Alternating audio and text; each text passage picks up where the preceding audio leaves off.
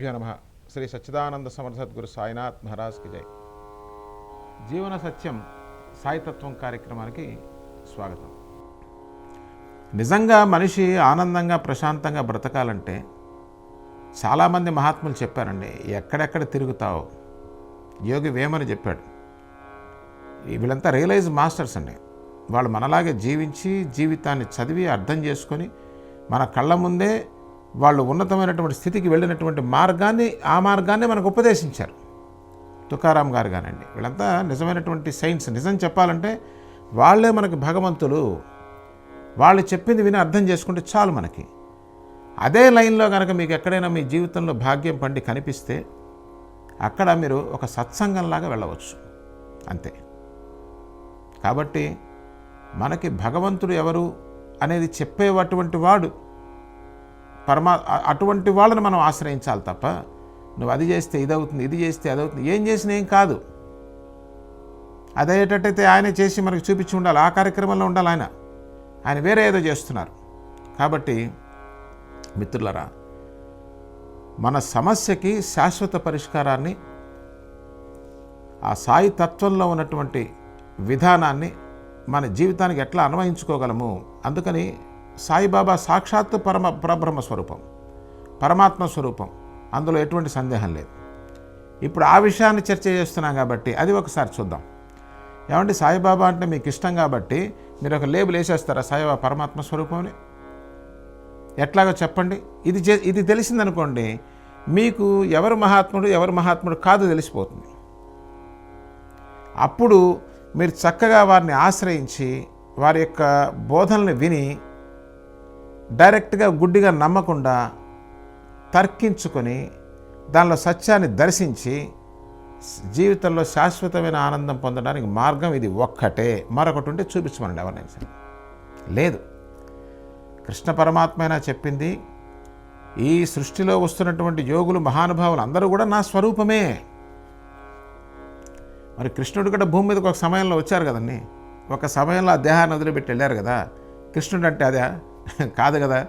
అంటే గమనించండి దయచేసి, మీ మేలు కోసమే ఏ మహాత్ముడు వస్తున్నాడో వీళ్ళందరూ కూడా ఒక పరమ సత్యమైన శక్తి నుంచి వస్తున్నారండి.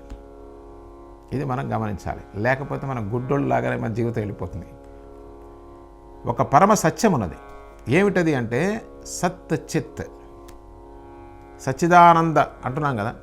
సచ్చిదానంద సమర్థ సద్గురు సాయినాథ్ మహారాజ్కి జై. Perfect word. అసలు భగవంతుని యొక్క స్వరూపం ఏంటంటే సత్ చిత్ ఆనందం. ఆ పేరులోనూ చూసారా, సచ్చిదానందం అంటే దానికి వాస్తవానికి పేరు లేదు, మనకు అర్థం అవడం కోసం మనం చేసుకున్నటువంటి ఏర్పాటు. ఇప్పుడు చేసింది కాదు, సనాతన కాలం నుంచి ఉన్నటువంటిది. ఈ సచ్చిత్తులో ఉంది ఆనందం.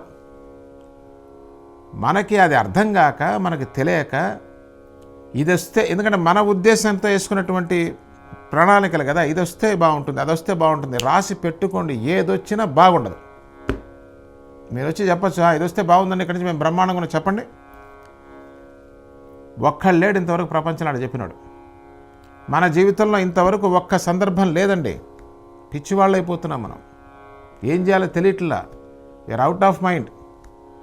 ఇది చేస్తే అవుతుంది, అది చేస్తే ఏది చేసినా అవదబ్బా.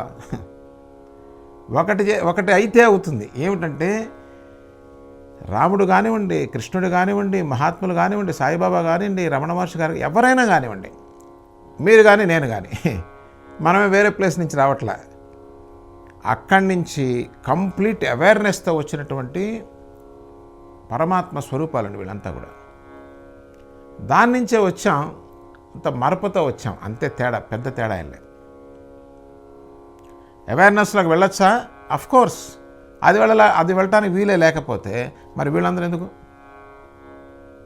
వాళ్ళ యొక్క ప్రయోజనం మనకి ఏంటంటే మనం ఆ అవేర్నెస్లో లేం కాబట్టి ఆ అవేర్నెస్ వాళ్ళ ద్వారా మనం తీసుకున్నట్లయితే you will become blissful state. You will be in blissful state. ఆ ఆనంద స్థితిలో ఉండడానికి అవకాశం ఉంటుంది. ఇది తప్ప మిగతాదంతా ఎవరో చెప్పాలి ఆ విషయం. మిగతాదంతా మన కష్టమే. 4 ఇళ్ళు కొన్నాం, 10 ఇళ్ళు కొన్నాం, ఇంకా సమస్యలు పెరుగుతాయండి. మరిన్ని విషయాలు వచ్చే కార్యక్రమంలో తెలుసుకుందాం. సద్గురు సాయినాథ్. స్వతంత్ర స్వతంత్ర భక్తి యూట్యూబ్ ఛానల్ ని సపోర్ట్ చేయండి.